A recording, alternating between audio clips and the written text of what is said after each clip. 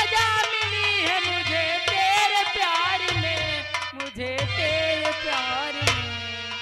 बिस्तर के फूल सूख गए इंतजार में, बिस्तर के फूल सूख गए इंतजार में।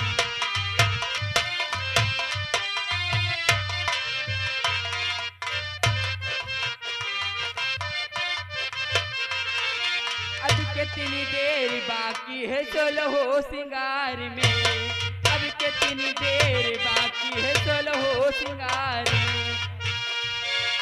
हेलो, हाँ ये आ गए फिर से भाई। छाया हुआ नाम लड़के के चाचा जी मनीष गुप्ता जी की तरफ से 30 रुपए। अच्छा, कहा था ये बिस्तर के फूल सूख गए, इसके बाद डीजे होए होए भैया होए, घबरा ना, हमका सबका मौका तो दे। हाँ है, रुक जा।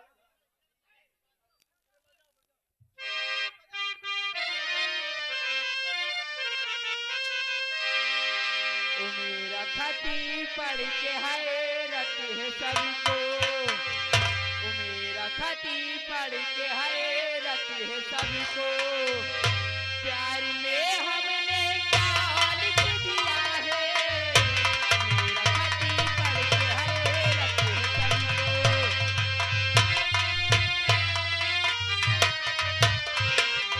हेलो,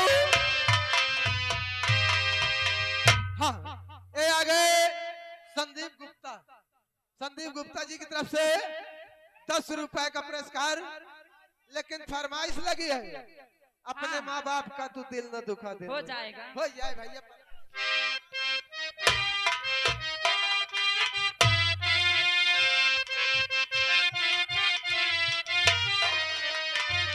मेरा खती पढ़ के हैरत है सबको।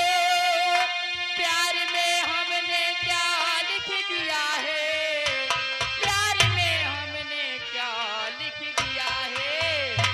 जिनको लिखना था जालिम